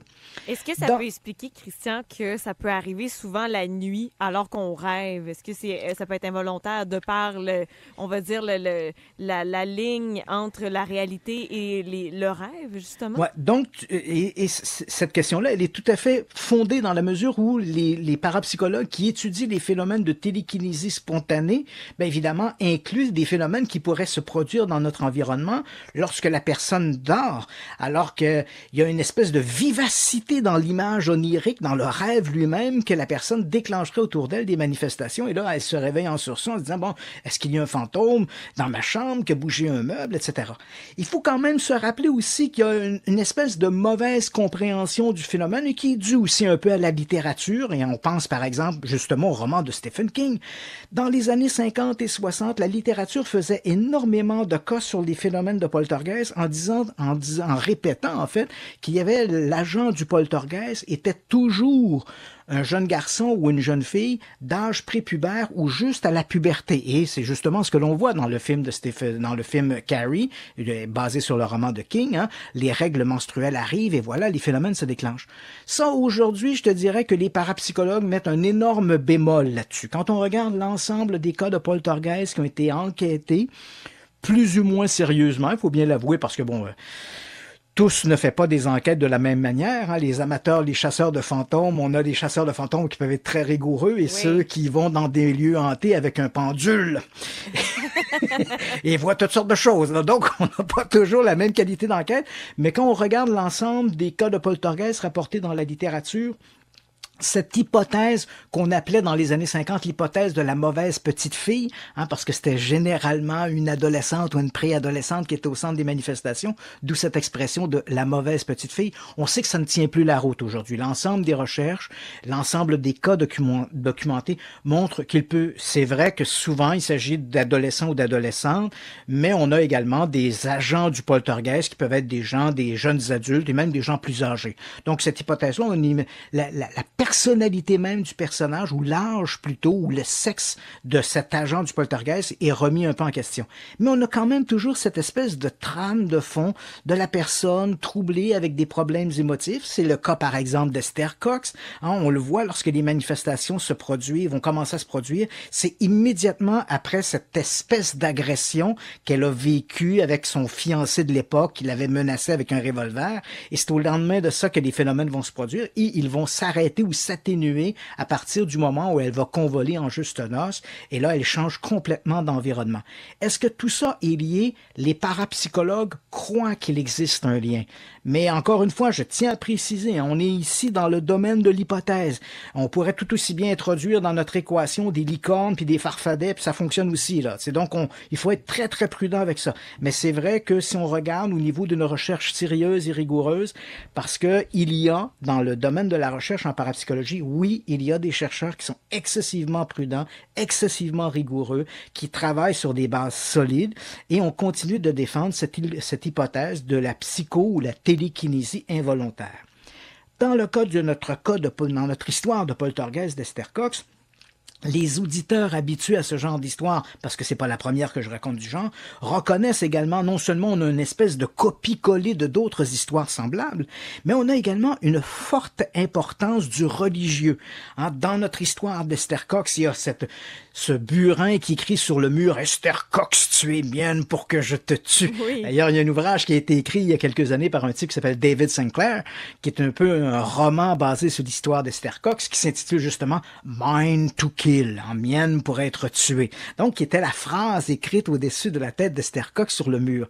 Et on a également ces éléments où les gens racontent un prêtre s'était présenté chez la famille Teed, où vivait Esther Cox, et de l'eau bénite, hein, pas de l'eau simple, hein, pas l'eau de récurage ou l'eau du lave-vaisselle. L'eau bénite s'est mise soudainement à bouillir dans une bassine, ou encore Esther Cox qui se rend à l'église avec sa famille, et là, les missels, les livres de prière sont lancés littéralement des bancs d'église. Et c'est amusant parce que il y a quelques années, quand j'ai fait une émission documentaire dans la série des dossiers mystères à Canal D, on a fait un volet sur Esther Cox et il y a des scènes qu'on a filmées dans l'église même où ces missels avaient volé. Oui? Donc, j'interrogeais un des prêtres qui racontait l'histoire d'Esther Cox et en arrière-plan, on voit la salle, la nef, tout ça avec les bancs d'église et c'est exactement là où les bancs d'église bondissaient hors des bancs. C'est extraordinaire. Là. Quand tu te trouves dans le lieu même, il y a comme une naissance autour de ça. Oui. Mais on voit que le religieux joue un rôle important. Il y a quelques semaines, j'avais raconté l'histoire de la famille Dag, un cas de poltergeist qui s'est produit 10 ans plus tard dans le comté du Pontiac, au Canada. Donc, on n'est pas tellement loin d'Ottawa. Et là aussi, on avait des éléments religieux. On avait un agent du poltergeist qui était une fillette qui avait une dizaine d'années. Et là aussi, on avait des éléments, par exemple, la voix, parce que là, ici, on a un burin qui crie « Tu es mienne pour que je te tue ». Mais dans le cas du poltergeist de la famille Dag, là, on avait une voix venue de nulle part qui disait « Je suis le diable ». Donc, on voit ces éléments religieux qui apparaissent comme ça spontanément dans ces histoires et qui montrent bien qu'il y a un lien, une symbiose entre l'agent lui-même. Dans le cas présent, c'est Esther Cox. Il y a un lien entre elle et les manifestations qui se produisent autour d'elle.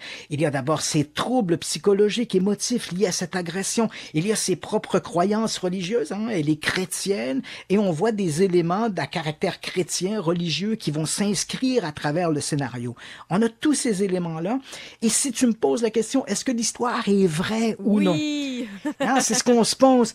On peut pas déterminer ça de manière absolue. C'est-à-dire que quand je suis allé là-bas, quand on a fait ce fameux dossier mystère, je suis allé au musée de Northumberland. Ils ont une réplique de la maison d'Esther Cox. D'ailleurs, la maison d'Esther Cox où les événements se sont produits n'existe plus. Aujourd'hui, il y a un centre commercial qui a été construit là, mais il y a quand même des maisons à proximité qui existent encore aujourd'hui, qui sont la même architecture que la maison d'Esther Cox. Okay. Donc, au musée de Northumberland, on a cette réplique de la maison d'Esther Cox, de la famille Teed, en fait, et on a les coupures de presse. On voit que ça a été une histoire qui était très importante à l'époque. On retrouve les mêmes éléments. À aucun moment, on expose des éléments qui pourraient nous faire croire à une manipulation ou à un trucage. Donc, bien sûr, des gens s'expriment. Je l'ai mentionné dans notre petite capsule. Les gens se disent, mais si Esther Cox avait le pouvoir d'hypnotiser les gens et de leur faire croire qu'ils voient des choses qui n'existent pas. Donc, bien sûr qu'il y a des opinions dans ce sens-là, des opinions sceptiques, mais rien n'est jamais présenté dans ces articles qui permet de croire qu'il y a eu fraude ou manipulation. Les gens, et je suis pas le seul à avoir enquêté sur l'affaire d'Esther Cox, les gens qui se sont pensés sur cette histoire n'ont rien trouvé du genre. L'histoire fait partie aujourd'hui de la culture populaire et principalement dans la région d'Amherst, en Nouvelle-Écosse, où on connaît cette histoire-là, tous les enfants se la racontent. J'ai pas trouvé d'éléments qui permettent de conclure à une fraude ou une manipulation. Donc, on est un peu partagé. C'est vrai que l'histoire a été rapportée. Il y a un élément assez intéressant dans cette histoire-là, c'est l'idée, à un moment donné, lorsque Hubble, qui est une espèce d'impresario de pacotille, arrive là et décide de faire une tournée avec Esther Cox en scène pour faire apparaître le fantôme dans l'espoir de divertir la foule, et ça fonctionne pas. C'est assez amusant parce que à cette même époque, on est en plein milieu d'une espèce de révolution avec l'avènement du mouvement spirit. Il y a quelques 30 ans plus tôt est apparu aux États-Unis l'idée de faire tourner des tables. Ce sont trois sœurs qui ont commencé à faire ça. Donc, des coups frappés dans le mur. Et là, elles ont commencé à parler avec l'esprit du mur. À l'époque, c'était des adolescentes. Et là, elles disaient, si un esprit dans le mur donne 2 coups dans le mur pour oui, 1 coup pour non. Et ils ont établi un premier contact comme ça. Et c'est comme ça que le spiritisme est né. Les sœurs étaient les sœurs Fox, et c'est comme ça que le spiritisme est né. Donc, on a établi un code de coups pour communiquer avec l'au-delà. C'était la première fois. Les histoires de fantômes, elles sont vieilles comme le monde. On en a dans l'Antiquité. Mais l'idée de communiquer avec les esprits avec des coups sous la table ou dans le mur apparaît là en 1848 aux États-Unis. Et on voit là, lorsque l'histoire d'Esther Cox apparaît, là, on est à la fin des années 1870. On est 35 ans après ces événements-là. Mais on voit que c'est cette révolution, et les sœurs Fox celles qui ont inventé le spiritisme, sont parties en tournée comme ça aux États-Unis, dans des salles. On les plaçait sur une scène avec une table, et là, ils communiquaient avec les esprits. Et il y avait ces fameux coups qui apparaissaient dans la table, boing, boing, boing, puis on parlait avec les esprits. Et les gens étaient fascinés par cette... Éventuellement, les sœurs Fox ont avoué que tout ça était un trucage, hein, c'est elles-mêmes qui cognaient sous la table. Et après, elles sont revenues sur leurs aveux. Non, c'était vrai, mais c'était pas toujours vrai. Bon, tout ça a jeté... Tu comprends, ça a acheté un peu un discrédit sur le mouvement spirit. Mais on en a fait un spectacle à l'époque, c'était vraiment cool. Oui. Et oui, c'est ça. Donc, c'était couru. On faisait un spectacle et on voit qu'ici, on a voulu faire la même chose avec Esther Cox, mais avec beaucoup moins de succès. Ça n'a pas fonctionné. Hein. Robert le fantôme ne s'est pas manifesté en salle. T'sais. Donc, c'était un peu triste. Et la grande question qu'on peut se poser, tout ça nous semble tellement extraordinaire. Hein? Les meubles qui courent dans la maison, les feux qui apparaissent, les lettres hein, qui écrivent des mots sur les murs. On se dit, mais pourquoi des phénomènes comme ceux-là n'existent plus aujourd'hui? Pourquoi des cas comme ceux-là n'existent plus? Quand on entend parler aujourd'hui dans les cas de poltergeist, dans la presse ou dans la littérature, ce sont des phénomènes beaucoup plus ténus. Des petits coups dans le mur, une porte qui s'ouvre. Mais ça s'arrête à ça. Des manifestations au superlatif, hein, les mots écrits dans le mur ou la voix qui dit « Je suis le diable ». On voit plus ça. Et j'ai moi-même posé cette question-là à des parapsychologues. Pourquoi ces phénomènes-là n'existent plus sous cette forme-là? Est-ce qu'il faut conclure que ces manifestations de la fin du 19e siècle, qui étaient tout à fait spectaculaires, est-ce que ces manifestations-là étaient simplement des trucages? Et aujourd'hui, comme il est plus facile et plus difficile de tromper des gens parce qu'on a des systèmes de caméras, on a toutes sortes de moyens de vérifier l'acuité des événements, est-ce que c'est pourquoi ça ne se produit plus? Et les parapsychologues sont assez divisés là-dessus. Je te dirais que l'un des éléments qui revient le plus souvent, c'est non, ce sont les jeux vidéo qui ont tué les poltergeists. Ah oui? Et quand je dis les jeux vidéo, on s'entend, c'est entre guillemets. En fait, les parapsychologues croient qu'aujourd'hui, les jeunes, hein, parce qu'à l'époque, bon, Esther Cox a 18 ans, mais dans bien des cas, on avait des adolescents. Bon, c'est souvent des gens qui vivent dans une espèce d'environnement un peu comme dans une forme d'ostracisme. Ils sont isolés au sein même de leur famille, et c'était vrai dans le cas d'Esther Cox, c'était vrai dans le cas des poltergeists de la famille Dye, mais c'était vrai également en 1969, lorsqu'il y a eu le fameux poltergeist d'Acton Vale, où là, on avait des manifestations qui étaient assez extraordinaires, et on avait même reçu sur les ondes de Radio X un des prêtres qui s'était rendu sur place et qui avait été témoin de ces manifestations. Et souvent, l'agent du poltergeist, quel que soit son sexe, quel que soit son âge, c'est quelqu'un qui est un peu comme en ostracisme avec le reste de la communauté ou le reste de la famille. Et on dirait que les parapsychologues émettent une hypothèse. Encore une fois, je le rappelle, on l'entend venir au grand galop, notre licorne. Donc, on se rappelle, c'est une hypothèse. Mais les parapsychologues émettent l'hypothèse qu'aujourd'hui, les gens qui vivent de ces troubles émotifs ont plus de moyens d'extérioriser cette violence ou cette colère qu'ils en avaient à la fin du 19e siècle. Et ces moyens-là, ils sont énormes autour de nous. Par exemple, on peut imaginer l'adolescent un peu frustré qui, finalement, au lieu de s'enfermer dans sa chambre sur son lit en maudissant, par exemple, d'avoir été un peu la tête de Turc en classe, là, le voilà, il rentre chez lui, puis il va décharger cette agression en sortant, par exemple, sa manette Nintendo et en se faisant une partie, un jeu, en allant tuer des méchants, par exemple, Tu comprends? Donc, il y a des exutoires qui sont différents et selon les parapsychologues, l'hypothèse qui est émise, c'est que ce sont ces exutoires qui, aujourd'hui, canaliseraient cette forme d'énergie, ce qui ferait que les phénomènes de poltergeist ou superlatifs, comme ceux qu'on voyait à la fin du 19e siècle, seraient moins présents aujourd'hui qu'ils ne l'étaient il y a un siècle. Très intéressant. Donc, je n'ai pas, là, comme le dirait si bien Yannick, enfin, une histoire où il n'y a pas de coït interrompu, dans la mesure où je ne l'ai pas la solution. Je crois, et là, je parle bien, on s'entend bien sur le mot croyance, je crois que l'ensemble des manifestations rapportées dans l'affaire Esther Cox étaient authentiques. Je crois pas qu'Esther Cox ait pu tromper tous ces gens-là pendant de longs mois de cette manière-là, et surtout pas si on se réfère au compte-rendu de l'époque. Mais bien sûr, notre mesure, notre étalonnage n'est rien d'autre que les témoignages de l'époque. Donc, dans quelle mesure ces témoignages-là sont rigoureux, dans quelle mesure on avait mis des mesures de contrôle à certains moments. Lorsque Hubbles raconte, par exemple, qu'une chaise poursuivait Esther Cox, je me rappelle des policiers à St. Catharines en 1970 m'ont raconté exactement la même histoire. Ils avaient vu des tables, des chaises qui dansaient autour de la table de la cuisine. Et il n'y avait personne dans la pièce en question. Et là, on parle de plusieurs policiers qui ont tous été témoins de ça. Et non seulement ont été témoins, mais ils l'avaient rapporté dans leur compte-rendu journalier. Hein?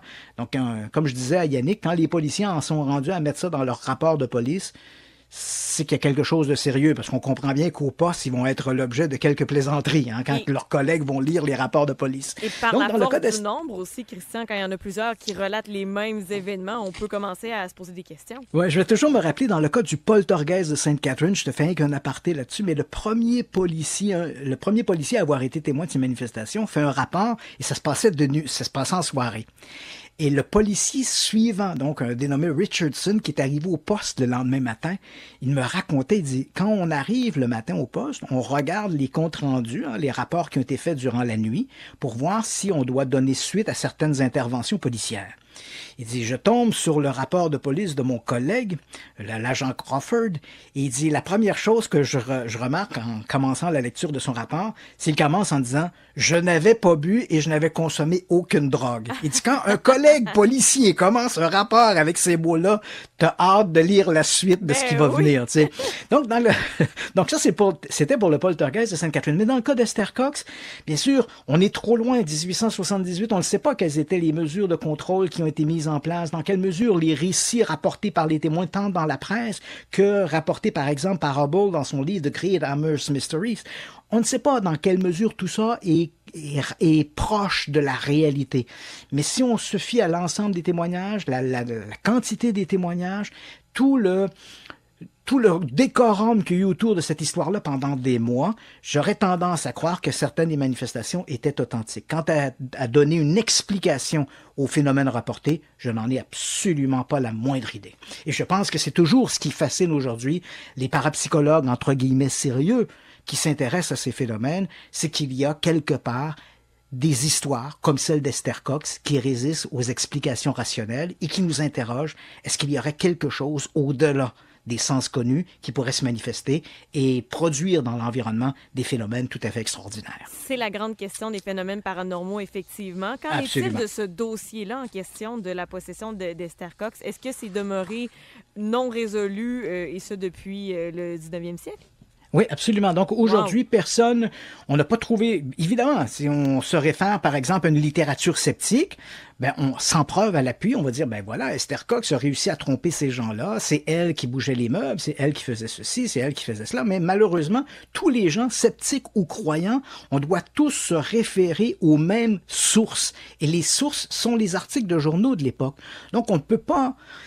Si t'es sceptique, tu dois lire entre les lignes, puis si t'es croyant, tu dois lire entre les lignes, tu comprends? Donc, il n'y a pas quelque part dans un article qui dit « Ah, on a surpris Esther Cox en train de pousser une chaise ». Non, il n'y a pas ça.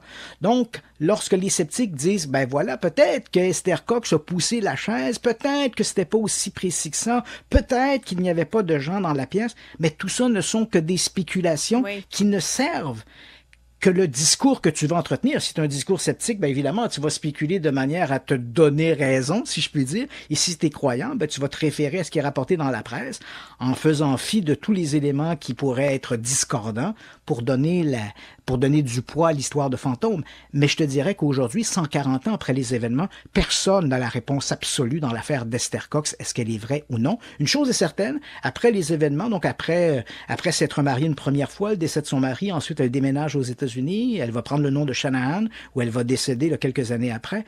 Jamais Esther Cox n'est ressortie de l'ombre, entre guillemets, pour évoquer des histoires de fantômes ou une manifestation semblable. Ça a été une courte période qui a duré quelques mois entre l'automne 1878 et, disons, l'été 1879 à peu près. OK, 19h37. Christian, on va faire une courte pause et au retour, ce sera la question d'un auditeur de la semaine. Oui, absolument. Radio X Files avec Christian Page et Marceau. Radio X.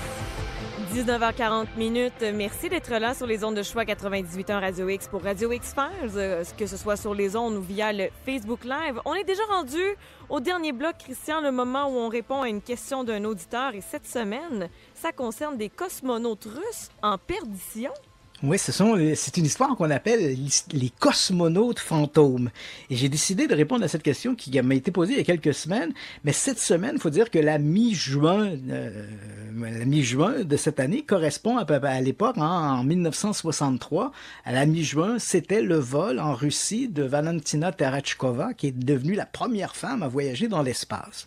Et je trouvais que c'était une bonne occasion pour répondre à cette question sur les cosmonautes fantômes, parce qu'on en a parlé au début de l'émission, cette histoire de Vénus, les sondes sur Mars. Quand on regarde ça aujourd'hui, on a l'impression que ça nous est tout à fait familier. On allume notre téléviseur et on suit ces exploits-là directement à la télévision, sur nos tablettes, sur nos ordinateurs. On voit ces images-là et tout ça, ça fait partie de notre paysage. Oui. Mais on oublie que dans les années 50 et 60, la conquête de l'espace était un enjeu politique très important, un véritable bras de fer entre les Soviétiques de l'époque, devenus les Russes maintenant, donc entre les Soviétiques et les Américains, pour qui seraient les premiers dans l'espace, qui les premiers seraient sur la Lune.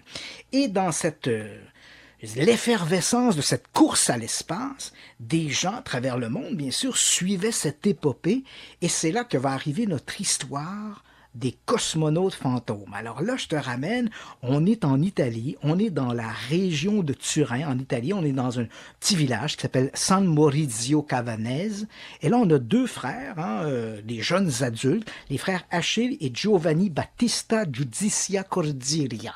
Et ce sont des fanatiques des radioamateurs.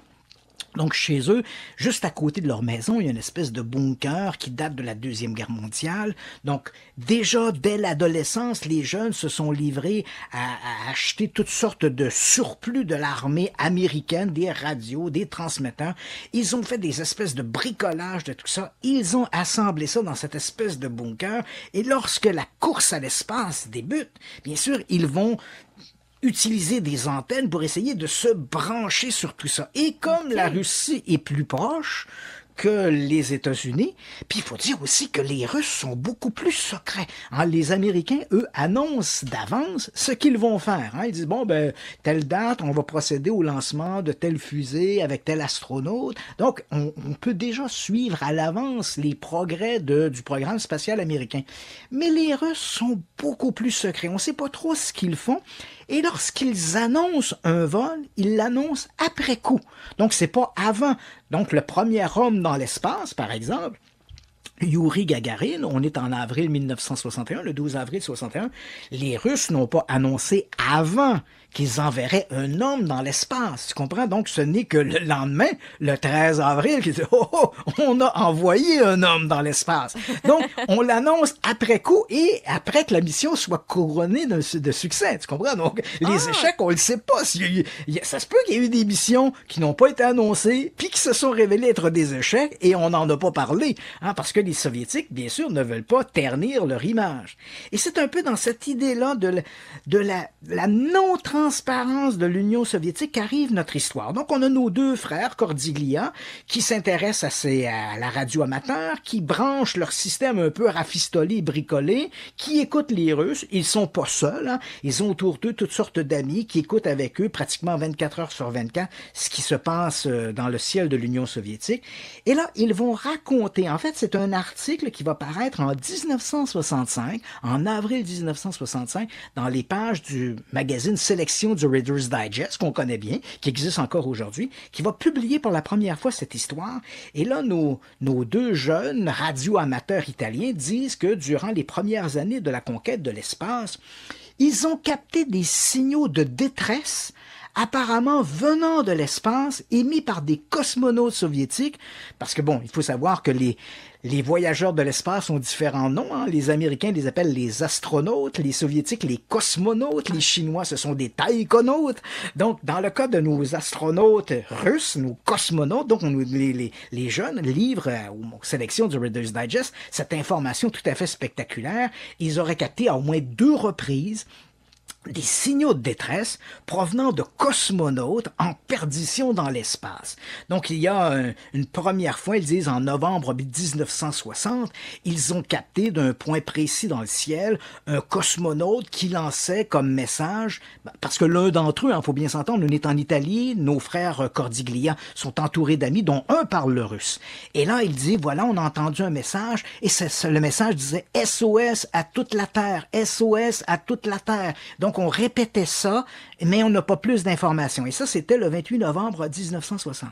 Et les frères Cordiglia ajoutent, ils disent, ce n'est pas le seul message. En mai 1961, on a capté un autre message, cette fois de 3 cosmonautes dans une cabine spatiale, dont il y avait 2 hommes et une femme. Et là, c'est quand même étonnant parce qu'on est quand même 1 mois avant la première femme dans l'espace, qui était Valentina Tereshkova. Et là, ils disent, voilà, on a entendu ce message. Et ce message disait...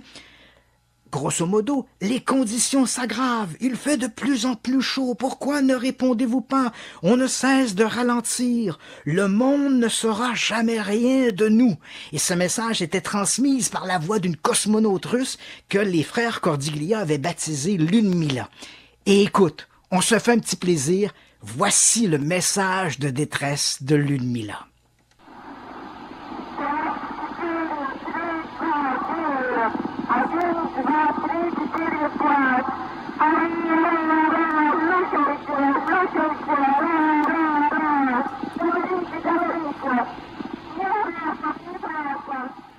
Oh, ça donne des frissons, ça.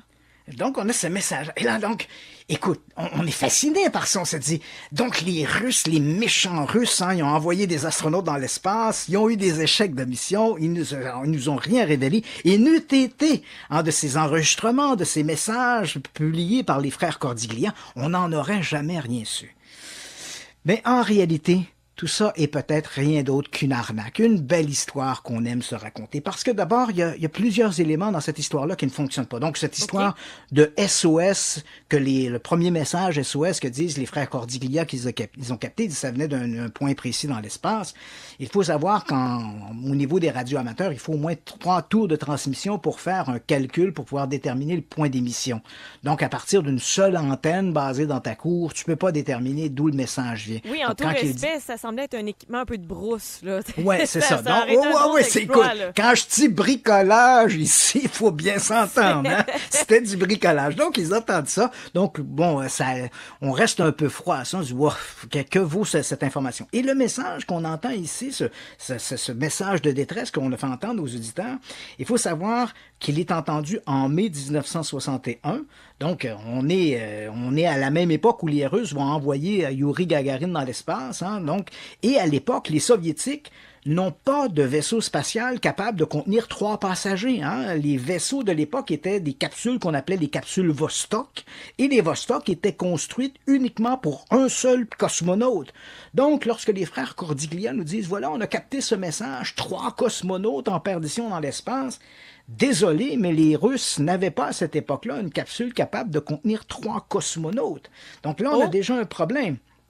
Et encore une fois, le fait d'imaginer que dans l'équipage de ces 3 cosmonautes, il y avait une femme, c'est quand même un peu surprenant parce que les femmes vont entrer dans le programme spatial soviétique des mois après ça. Donc, on a déjà ici un petit problème. Donc, on ne sait pas trop, et quand va arriver, bon, il y a un doute qui s'inscrit, on entend parler de cette histoire-là, qui est souvent rapportée dans une espèce de littérature complotiste et fantastique dans les années 60 et 70. On aime bien diaboliser les Soviétiques, on les pointe du doigt, c'est les méchants Russes, hein. Mais lorsque va arriver, par exemple, la perestroïka, l'effondrement du régime communiste, les archives du programme spatial soviétique vont être accessibles, vont être révélées, et on va rien trouver là-dedans qui permet de croire à la réalité de ces histoires de cosmonautes fantômes en perdition dans l'espace. Donc, ça ne repose sur à peu près rien.